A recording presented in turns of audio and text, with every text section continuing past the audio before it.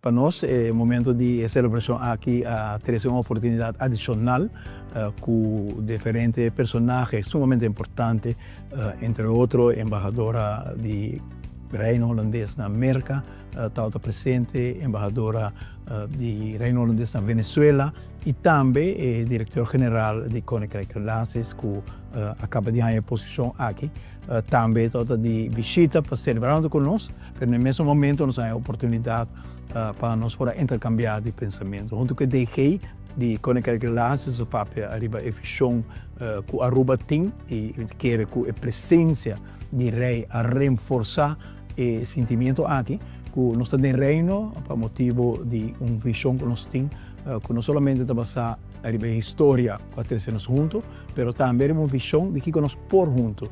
E no momento aqui, Aruba está para um ponto muito importante, caminho que também toma decisão, arriba que nós vamos com a área de refineria, que nós podemos redestinar a desenvolvimento novo para diversificar a economia de Aruba, por escutar. Ayer também a apresentação de rei, também pensamento que é importante para Aruba, a banda de turismo, tem outro desenvolvimento que ajuda a carga a economia de Aruba e percorrer também para o bem-estar para chegar em cada esquina do nosso país. Esse aí, junto com o Reino Holandês, junto com a Holanda, seguro nós temos a oportunidade e a UE, junto com o DG e com a representação permanente de vertegenwoordiging também na Curaçao, nós iba a discussão aqui de como nós podemos invulling novo na relação de reino, caminho que nós põe acento arriba lo qual nós chama win-win opportunities.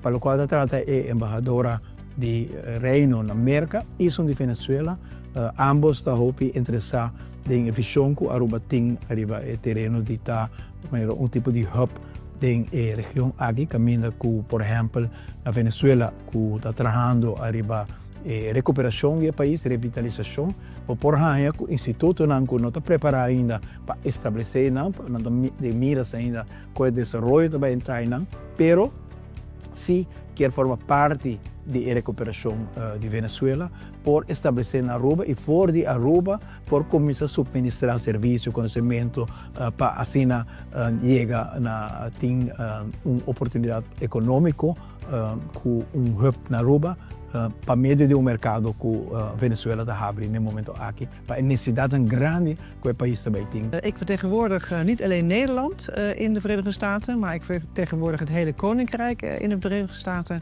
En er is nog het een en ander te doen om het westelijk halfrond vanuit de VS. En daarmee zijn ook de belangen gemoeid van Aruba en Curaçao en Sint Maarten.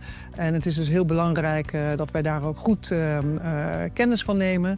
En ook u goed kunnen informeren over de plannen die er zijn in de Verenigde Staten vis-à-vis uw regio, bijvoorbeeld ten aanzien van Venezuela. En daarin is de samenwerking heel hecht. Ik denk dat de huidige situatie kansen biedt, ook vis-à-vis Venezuela. Er zijn positieve ontwikkelingen gaande. De aandacht voor de VS voor dit gebied neemt ook toe en dat brengt wellicht ook kansen met zich mee. En wij zullen kijken hoe we dat zo best mogelijk kunnen, zo goed mogelijk kunnen faciliteren. Dan gaat het bijvoorbeeld ook over de kabel die gelegd wordt vanuit Aruba naar de Verenigde Staten en eventuele aansluiting met Venezuela. En het gaat over andere onderwerpen zoals we net bespraken met de MINPRES over de meer filosofische kant van hoe samenlevingen kunnen functioneren en wat je daaraan kan doen om daar het debat over te stimuleren.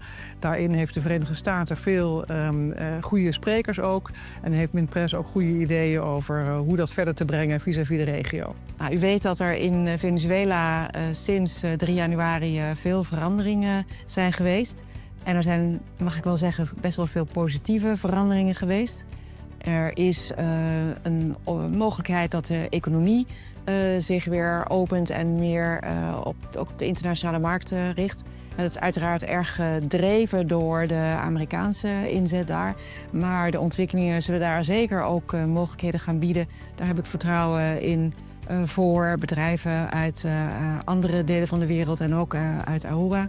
Wij begeleiden dat en wij monitoren dat natuurlijk vanuit de ambassade. En we zijn heel erg bezig met het dienen van de belangen van het Koninkrijk. Niet alleen in Europa, maar zeker ook de koninkrijksdelen hier in de Caraïben. En we houden onze ogen open voor alles wat er mogelijk is. En tegelijkertijd we geven natuurlijk ook altijd heel eerlijk advies en begeleiden we en ieder op zo goed mogelijke wijze.